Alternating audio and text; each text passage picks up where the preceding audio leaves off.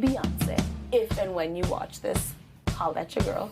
Tell me about when you first learned that you were being considered for a late night show. Oh man, that's like a long time ago now. So it was a few months ago when I got a call from my manager saying, you know, there's this time slot, NBC is giving you the opportunity. And I was like, wait, what?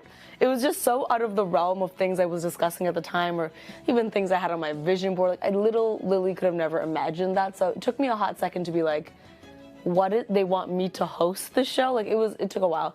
So I was thinking about questions to ask you today, and obviously one of the first to come up was, how does it feel to be one of the only women hosting a late night comedy show?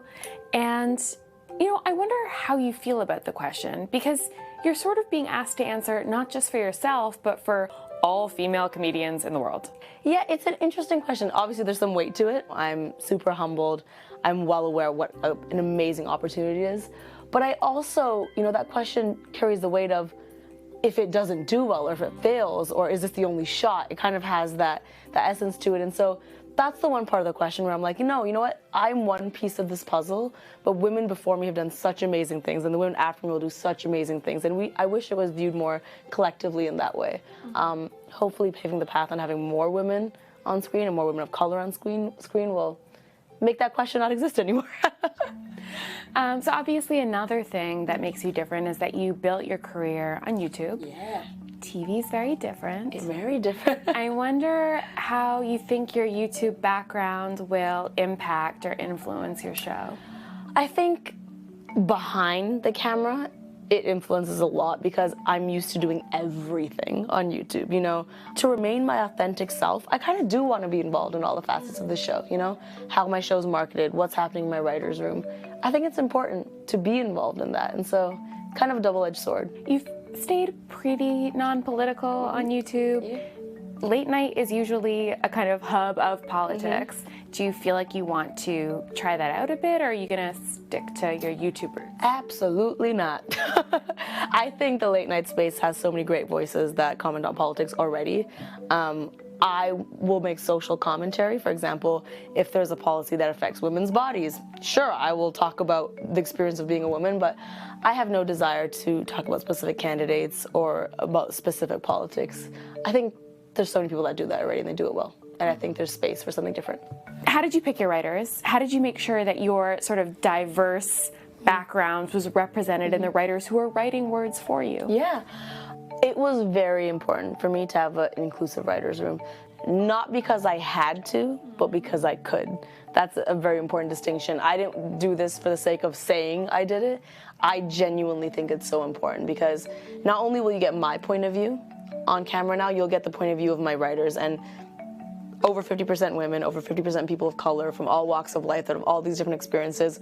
And it's so incredible sitting in my writer's room and I tell them my point of view on something and they go, oh, that's interesting because, you know, growing up X, Y, Z. And I'm like, that's so cool. We should talk about that. And so I feel like that's what storytelling should be. It should be representative of the actual real world.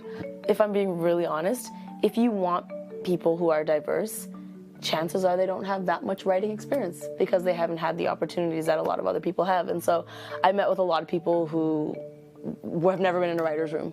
Two of my writers that are through the NBC Diversity Program, it is their first writer's room. And they're killing it.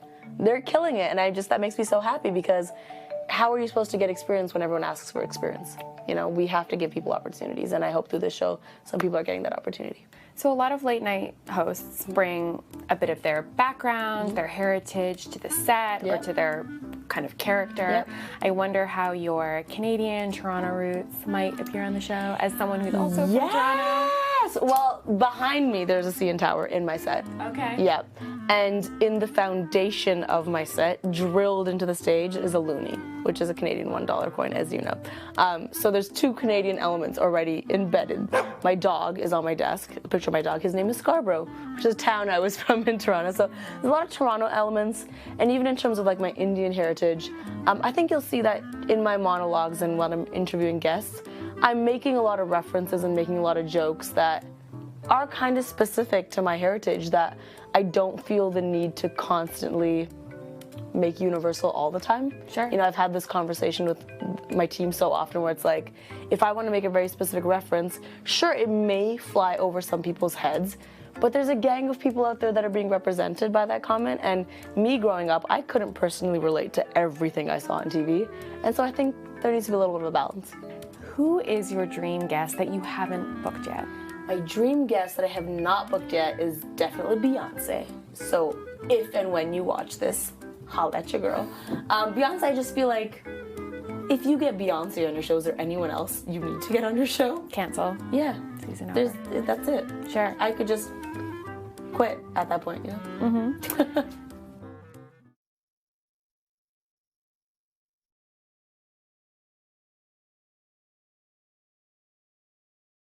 Hey, NBC News viewers, thanks for checking out our YouTube channel. Subscribe by clicking on that button down here and click on any of the videos over here to watch the latest interviews, show highlights, and digital exclusives.